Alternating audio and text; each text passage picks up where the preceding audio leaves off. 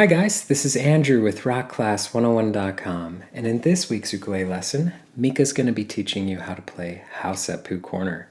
Now this is a tune written by Kenny Loggins when he was only 17 years old. It reminds me a little bit of Jackson Browne. He wrote one of my favorite songs called These Days. He wrote it when he was 16 years old, so just phenomenal writing at such youthful ages. So let's take a step back though. Let's talk a little bit about this arrangement because I did get a chance to play throughout the entire piece. And two things come to mind. First off, what your left hand and your right hand are doing from a fingerstyle perspective, I would classify as upper intermediate. But what I think makes this piece best suited for the advanced player is that the rhythm is going to be challenging because there is a lot of syncopation. And that brings up a good point. It's always helpful to count out, and you can clap the rhythms to get accustomed to them throughout every bar of the tune. But don't be afraid to sing it. If you can sing it, you can play it. Try to sing back that melody that you're playing bar by bar, because if you can do that, it's going to be so much easier to translate it onto the instrument. So let's go ahead and talk a little bit about this lesson.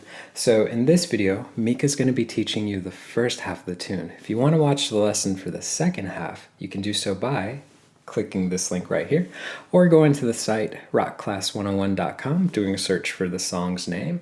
Now also on that page will be the tabs that you can print off to follow along with, plus the really cool interactive on-screen tab viewer. Now this is a great feature where you can hit play. You can watch the tabs scroll across in real time. You can highlight bars to loop sections, slow it down to any speed you wish. Just a great asset in learning this song that much easier. So at this point, I'm going to go ahead and hand it off to Mika to teach you how to play this. Don't forget to grab the high G ukulele, and I'll catch you at the end of the video. Hey guys, Mika here, and I'm so excited to be able to provide another lesson here at Rock Class 101. Going over my arrangement of House at Pooh Corner by Kenny Loggins. And fun little backstory about this song and how it's kind of, it's my little side story with this is that growing up here in Hawaii, we're exposed to a lot of awesome local island contemporary duos, trios, or Hawaiian music. And one of my all-time favorite duos growing up here in the islands was a band named Ka'au Crater Boys, which the ukulele player on the album, Troy Fernandez, is known for doing all of his crazy licks and all of these awesome ukulele stylings and whatnot. And one of the songs that this duo covered was House at Pooh Corner. So growing up and listening to that song, I was like, wow, these guys are awesome. What a cool song. And then, when you grow up, you find out that the people who covered the song were the people who actually composed the song. And later I found out, I was like, oh, it's from Kenny Loggins. Like, that's wow. Like, I was kind of mind blown. So, being able to listen to his version or the original version, also comparing it to the Ka'au Crater Boys version, it was very similar, but it was so, at the time, mind-blowing to find out that it wasn't Ka'au Crater Boys who originally wrote the song. They just went ahead and performed it. So this song, although I didn't realize who the original composer was, it's one of those melodies that have been stuck in my head ever since I was, a little kid growing up listening to that On Fire Ka'au Crater Boys album. So this song is really awesome. I'm so glad that I have the opportunity to share my arrangement for you folks. And we're going to go ahead and jump right into it. Really excited. And I hope you folks will enjoy this lesson for me. So let's get started. All right, so we're going to go ahead and jump right into this piece. Now, for those of you who are looking at the sheet music and looking at the tab, it's definitely one of those more intimidating rhythms to go ahead and try to decipher. One of the main things about this song is that for me personally, if I try to think too critically or too much about the rhythm, it starts to get it starts to kind of murky the water in terms of you're trying to be able to play all the notes and, be accountable for everything. But I feel like this song is one of those where you kind of just have to feel it. It's definitely a vibe. And for me, I'm not thinking too much about the rhythm of the song. So in terms of teaching this and learning how to play a more challenging song with the rhythm being more on the difficult end, I would challenge you folks to go ahead and try to use your ear and try to see how I'm playing it and see if you can try to play along with me, even if you're taking it section by section. All right. So with that being said, we're going to go ahead and start off with measure 1 and 2. And this is what it's going to sound like. 1, 2, 3, and...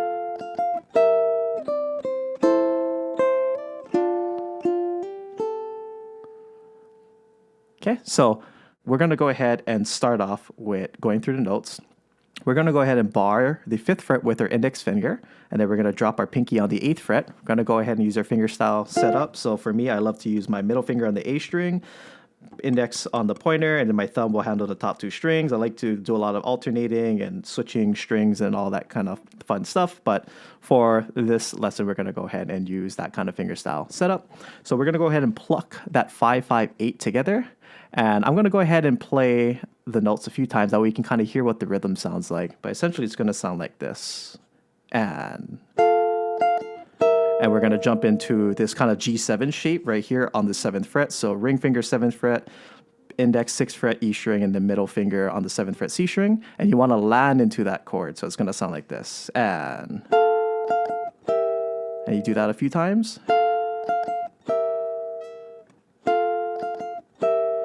All right, and then after you get into that, we're going to go ahead and hit that 5 and the 3 on the A string, and we're going to use our ring finger to guide ourselves down to hit that 5th fret as well as that 3rd fret so that we can land on this nice A minor chord with our pointer or our index finger on the top string G string.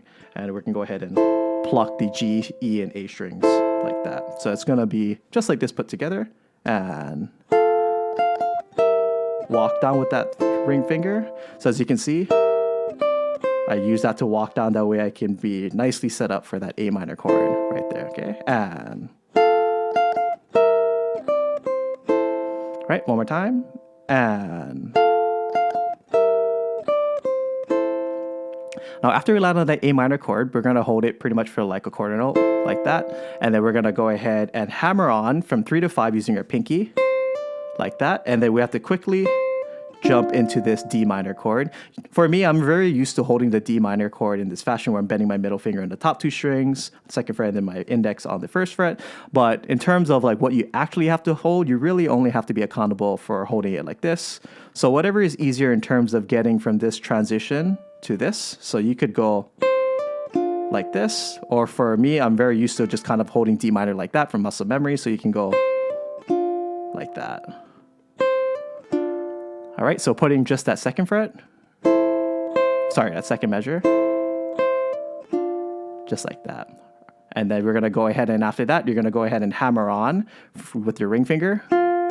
And then you're plucking that open bottom A string just like that, okay? So from the very beginning of the first measure, measure 1 and 2, here we go. 1, 2, 3, and...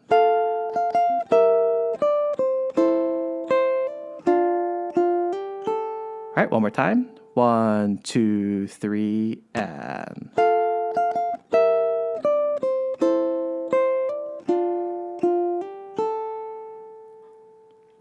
Okay, now we're going to go ahead and move on to measure 3 and 4. This is what 3 and 4 sounds like. 1, 2, 3, 4.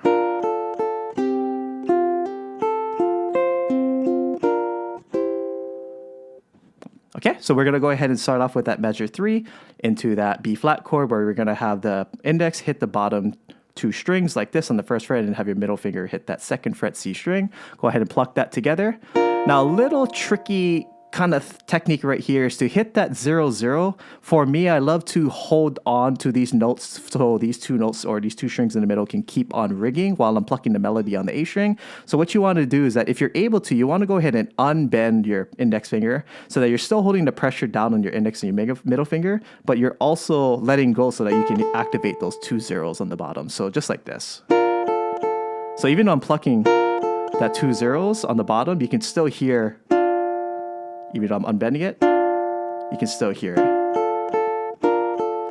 And that allows it to sing that part of that B flat chord, right? So after doing that, you can go ahead and drop that ring finger and drop it on that E string, 3rd fret like that. And then after that, you can go ahead and do a hammer on with that index and ring finger like this and pluck that open string. And then after that, you want to go ahead and leave that index finger there because you pretty much immediately have to lift off that ring finger to pluck that 1 on measure 4, this F5 chord. We're pretty much outlining, like arpeggiating an F5 chord. So like this, after hammer on, let go, and then you can go ahead and drop that ring finger to that C note on the A string or the 3rd fret. So, and then after that, you can pretty much just arpeggio that C and that E string, keeping those fingers down. And then after that, you can go ahead and drop into that B flat chord like this for that quarter note, and then slide that shape up into this C chord right here, holding the 4-3-3, same shape, moving up 2 frets. So starting from the beginning of the third measure, we're going to go ahead and play this B flat chord, and then unbend that middle finger, pluck 2 times, drop that ring finger to hit 0-0-3, and then hammer on with your index and ring finger, and then lift that ring finger up, hit that 1, drop that ring finger, and then pluck the C, E, and then go ahead and drop that B flat chord and slide up. So put all together, it's going to sound like this. 3, 4.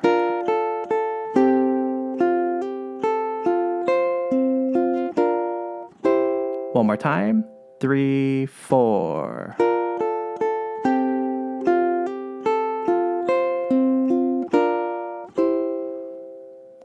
Okay, so we're going to go ahead and play measures 1 through 4. Now, let's go ahead and take it really slow, and then I'll play it a little faster the second time around. All right, here we go for measures 1 through 4. 1, 2, 3, and...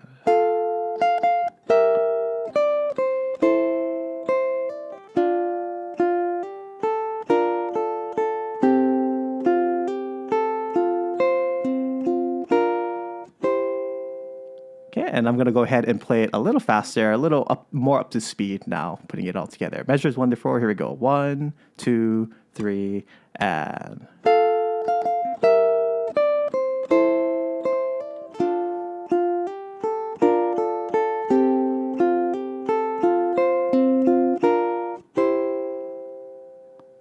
Okay, so now moving on to measures 5 and 6.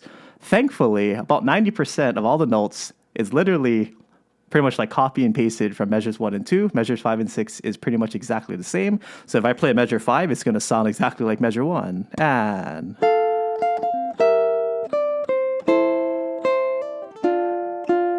Now, that's where that last 10% or the different notes occur. So it's pretty much right on that forehand, that fourth beat on measure 6. So rather than doing a hammer on that 1, 3, 0, you're gonna pluck that 1, and then you're gonna pluck the 3, 0 really fast like that. So one more time from the D minor so the second half of measure 6, land on that D minor, pluck that 1, and then immediately 3, 0. After you hit that 3, 0, you immediately have to sound off that open string on the A string. So like this.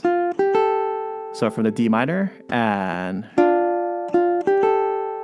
versus measure 2 where it's all equal rhythm, it's... So you pretty much want to rush into that open 0. Okay, so now try to put it all together in context, measures 5 and 6.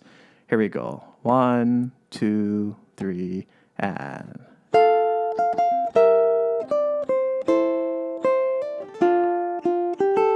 As you can see, again, you gotta jump it and pretty much try to get in front of it. Just like that. And that will propel you into measure 7, into that same B flat chord. So essentially, measure 7 is a mirror, or it duplicates measure 3, where it's pretty much the same thing except that very last note, instead of plucking that 0, which is in measure 3, and measure 7, you're gonna go ahead and just lift your ring finger off and activate that E string. So measure 7 is gonna sound just like this. And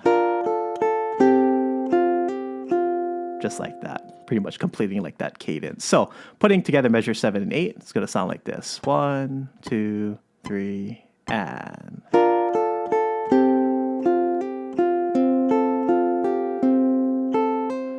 All right, so measure 8 is different from measure 4. This is pretty much wrapping up like the verse section of the song, kind of leading into the pre-chorus, measure 9 of the song, right? So measure 8, the beautiful thing about measure 8 is that it's all eighth notes, so it's all relatively... It pretty much just sounds like an arpeggio of this F add 9 chord. So essentially, by just holding for measure 8, if you're putting your index down on that 1, which is your F note, you can pretty much just read the tabs as is, meaning that you can just look at all the zeros and ones and just pretty much pluck those strings. So for measure 8, you're going to be plucking the C, A, E, G, and C. So you get this beautiful F add 9 harmony as your filler chord, since pretty much the melody ended in that that 4 and of the measure 7.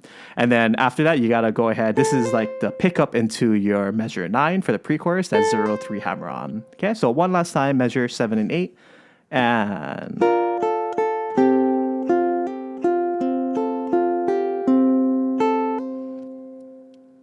okay.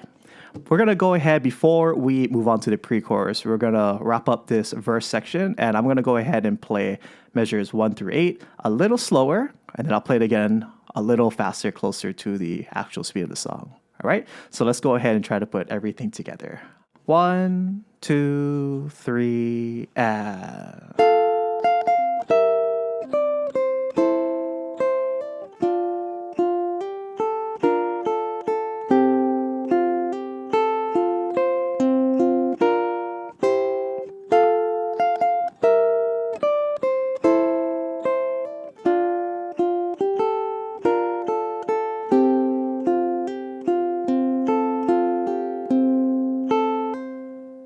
Okay, and I'm going to go ahead and play it one more time, a little faster. All right, here we go. 1, 2, 3, and...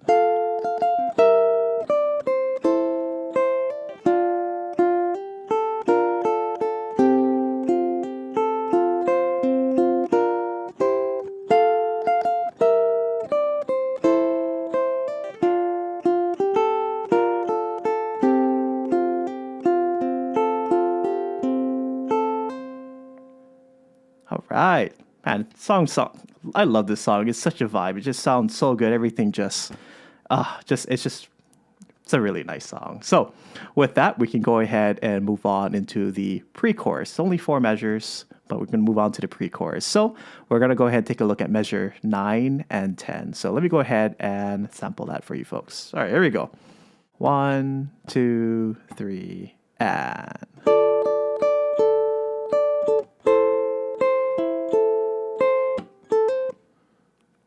Okay, so measure 9, we're going to go ahead and start off with barring the 5th fret. So you have a choice. You can go ahead and bar the whole, all 5 of the 5th fret. But technically, we're never going to hit that top string, so you don't really have to bar the whole thing. You could just bar the bottom 3, so I'll just go ahead and do that. So we can go ahead and use our index finger to bar the 5th fret. We're going to go ahead and pluck at the same time, and we're going to go ahead and pluck the chord. And then we're going to pluck that 5 2 times on the A string. And then go ahead and just pluck the E string because we're all holding 5s and all the melody notes are 5. So just like this.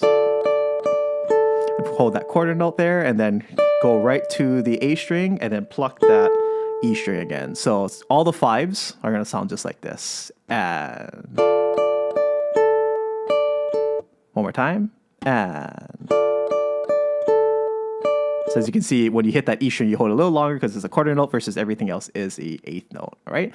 So immediately after you pluck that E string 5th fret, you're going to jump to this A minor chord, which is your 4th fret C string like this with your middle finger, ring finger, 5th fret E string, and then your A string pointer or index on the 3rd fret, just like this. So you want to go ahead quickly get into that transition or quickly transition into that chord. So a little tricky because you have to pretty much jump it, but if you can go ahead and practice doing something like this, then you can go ahead and get that transition down. So trying to just put together measure 9 and transitioning into that A minor chord. Here we go.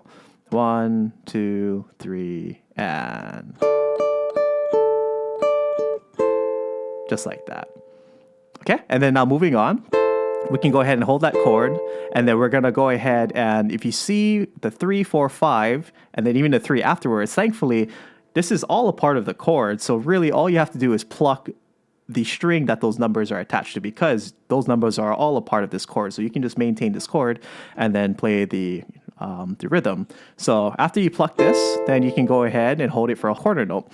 Go ahead and hold it for a quarter note. So land on this, and then you can go ahead and pluck the A string, and then pluck the C string, and then pluck this E string, hold it for a quarter note, and then hit that A string right after that. So let's go ahead and put that together. 3, 4.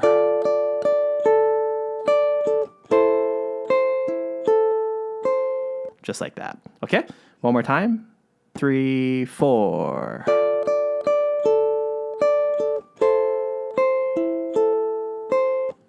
Okay, and then the only thing we're missing now is that 5/8 at the very end and 16th note, so it happens very quickly. And you want to go ahead, the fingering that I like to use for this is after you hit that 3rd fret, right in the middle of measure 10, like this. So you go ahead and quickly pivot your pointer to the 5th fret of the E string, and then you're going to use your pointer pinky. And the reason why I want to use my pinky is because if you were to put one finger per fret like this, the pinky naturally just lines up with that 8th fret. You could use a ring finger, but you kind of have to turn your hand to get into that to hit that 8th fret, depending on what size ukulele you're using. But for me, I try to do all these hammer-ons and those kind of specific techniques and lining up one finger per fret. So I like to use that 8th fret. That way I can keep my hands nice and straight. And it leads very nicely into measure 11, which is this B flat chord right there. Okay, so picking up, that 5/8 is like a pickup to that B flat chord right there. Okay, so let's try add that in, and then we can move on to measure 11 and 12. All right, measure 9 and 10. Last time, 1, 2, 3, and...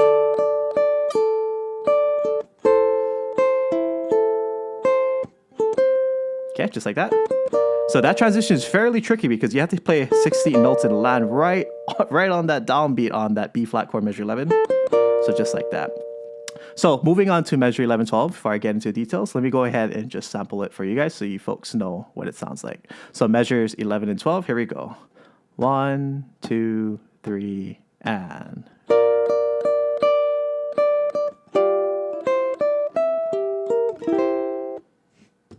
Okay, so some tricky fingerings in there, but I'll go ahead and explain my thought process as we move through the measures. So measure 11, we're going to go ahead and play this B flat chord.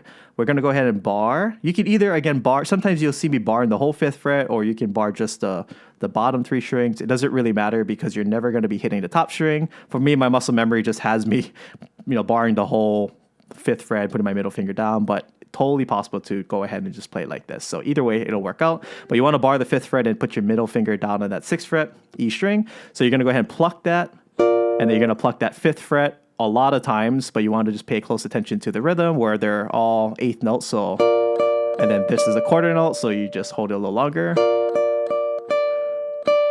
Okay, so you're pretty much going to pluck it, and then you're going to go 1, 2, 3. So 1, 2, 3, 4, 5, 6. I know it sounds weird when you're trying to think about the rhythm and stuff, but sometimes it's good just to count, I have to hit the 5, 6 times, and then just kind of memorize the rhythm. So, and... Now, what's tricky about this is that you have to quickly transition into this G minor 7 chord, which is your middle finger's on the 5th fret C string, your index is on the 3rd fret E string, and your ring finger is on the 5th fret A string like this. So if you guys want, you can go ahead and just try to practice transitioning from this chord to this chord, because that's the transition. And unfortunately, it happens within an 8th note kind of rhythm, so you have to quickly get there. So trying to transition to this G minor 7 chord. Let's try it out, all right? 3, 4. All right, so one more time, and...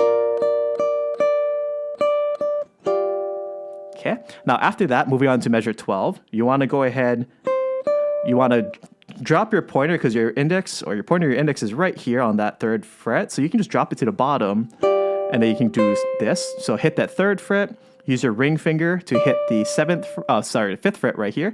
And then for me, this is a weird fingering, but hear me out. We're going to use our pinky to hit that 7, and then you're going to use your ring finger to hit the 7 on the C string like this, and then drop your middle finger on the 6th fret E string like this. So you're pretty much going to like walk right down the line. So it's going to be just like that. And then you want to land on this C7 chord on the 3rd fret. So you're pretty much going to be barring the 3rd fret, all of the entire 3rd fret, and then dropping your middle finger on the C string 4th fret. And that's the reason why I like to use this fingering. It's because it frees up the index so that I can pretty much jump right to that transition into that chord. If I were to use something, say like this, I'm going to walk up the 3, 5, 7. And let's say I just slid my ring finger up and then dropped, this G7 shape. We're all familiar with this, and drop this just like in the measure 1, measure 5, this kind of shape. If you do this, then you have to completely shift your whole hand like that, and that's a pretty risky transition, and you have to get there within an 8th note like that. So it's very tricky. So for me, I went ahead and taught myself how to do it like this. using my other fingers. I know it's a little uncomfortable at first, but you keep working it out until it's not uncomfortable. And then after that, I have my index to be free, and I can keep it close as close as possible to the 3rd fret, so I can just do that transition. So for me, in my head, I think that makes a lot of sense. So that's how I practice playing it. So trying to just do measure 12, you're pretty much on this chord, and then again, walk with your index, ring, pinky, drop your ring finger on the 7th fret, middle finger on the 6th fret, and then for this, you can either use your thumb to just hit all of them at once, or for those of you who use your ring finger, I don't use my ring finger too much, but if you want, you can go ahead and pluck all 4 strings if you just assign 1 finger per string, just like this. But if you want, easier way to do it is you can go, because your thumb's right here, you can go, just drop your thumb to do like a down strum. So one more time, putting together measure 11 and 12. Here we go. 1, 2, 3, and...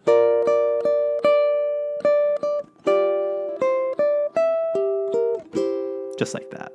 Okay, so let's go ahead and put the entire pre-chorus together. So we're going to go ahead and play measures 9 through 12. As usual, I'll play it a little slower the first time around, and then I'll play it a little faster, closer to the speed on the second time around. All right, so measures 9 to 12. Here we go.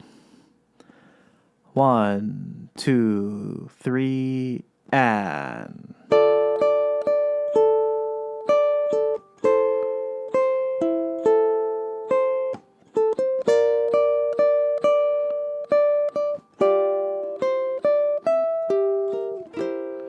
So as you can see, it's even that 5/8, it's pretty tricky even when you're playing really slow. So trying to play faster, you want to make sure that you can practice this transition so that you can hit that B flat chord. All right, so let's go ahead and try to play it a little faster, closer to speed. Here we go.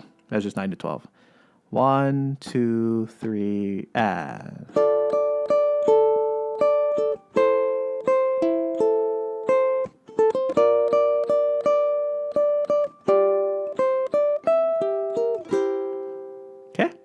Sounds really nice and sets us up really nicely for the upcoming chorus section. So let's go ahead and jump into the chorus section. So starting off with measure 19, we're going to go ahead and hold an F add 9 chord. So really it's kind of interesting because F add 9 sounds so complicated, but really it's actually easier to hold, I would argue, because you just lift your middle finger up and you have this really nice... Well, if you sound everything off, it's a really nice F chord, nice chord sub to a regular F chord. So we can go ahead and pluck this together.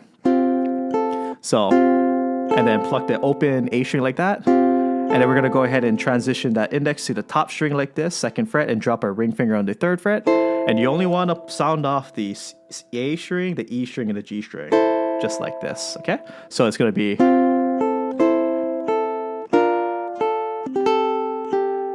All right, so that's what measure 13 and 14 would sound like. One more time before I get into more details. 1, 2, 3, and...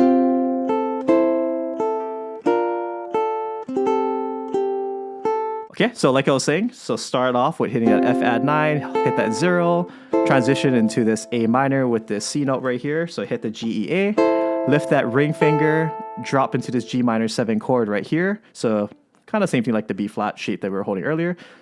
Index, hit the bottom 2 strings, and then middle finger on the 2nd fret. Pluck that, and then let go. Just like the same technique that we did earlier in the song and measure 3, you want to go ahead and just try to keep this pressure down on the top 2 strings and just unbend that index finger like that so you can get that kind of sound. And then to hit this C6 chord, you want to use that available ring finger to drop on that ring finger, and then you can go ahead and pluck together. You can also do a roll. If you watch my other video, I do the roll. But again, it doesn't really matter. It's all kind of taste if you want to pluck together or do a roll technique. So after you pluck the 0, 3, 0, 3, 0, pluck that same 3 on the E string, and then that 8th note on the 0 is almost like a pickup into measure 15. So like that. Okay, so let's go ahead and play measure 13, 14 one more time before we go ahead and move on. 1, 2, 3, and...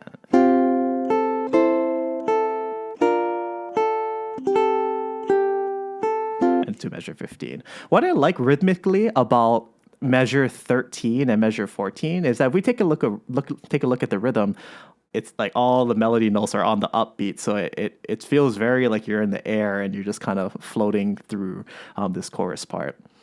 I digress, but I thought that was pretty cool. Maybe I'm just kind of nerding out. So, moving on to measure 15 and 16. Let me go ahead and sample that for you guys. All right, here we go. 1, 2, 3, and.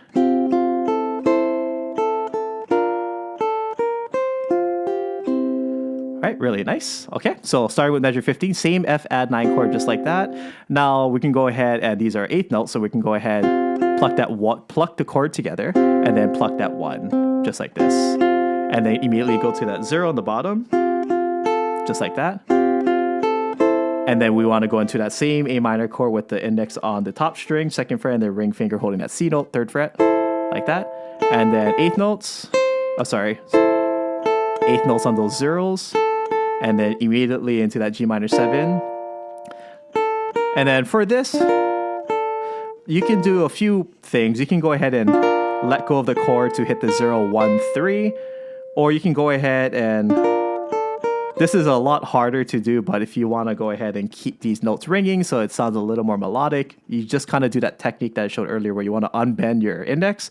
But the problem is that you have to unbend it and then quickly bend it back to hit that. So pretty much hit that 1 and 3 like that. So it's like, it can be very tricky to try and time it and make sure you're not buzzing and stuff. So the easier route, and probably the safer route, even what I would do, is just let go and just do that on measure 16.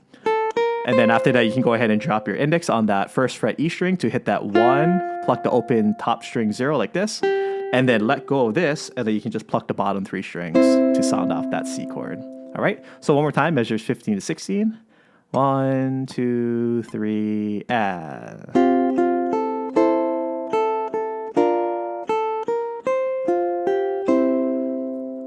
Okay, so let's go ahead and play measure 13 to 16. All right, as usual, a little slower at first.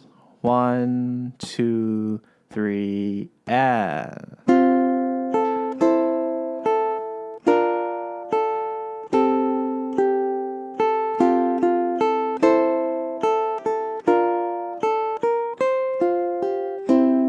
All right, let's go ahead and try to pick up the speed a little bit, closer to the actual speed.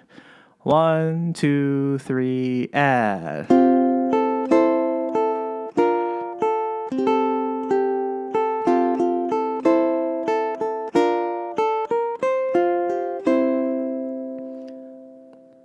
All right, so this will conclude the first part of this lesson. Join me for the second part as I finish off the rest of the chorus, as well as go into some other logistics of this wonderful song. So I'll see you in the next part. All right, guys, so at this point, you have learned the first half of the tune. If you want to jump into the part 2 lesson, which teaches the second half of the song, you can do so by clicking this link right here, or going to the site rockclass101.com, doing a search for the song's name. Don't forget, too, on that page were the tabs that you can print off to keep for your records, plus the really cool interactive on-screen tab viewer, so you can literally hit play, you can watch that tab scroll across in real time, highlight bars to loop sections, slow it down, all that fun jazz. So guys, I hope you've enjoyed learning the first half of this tune. We will catch you in the part 2 lesson. Until then, take care.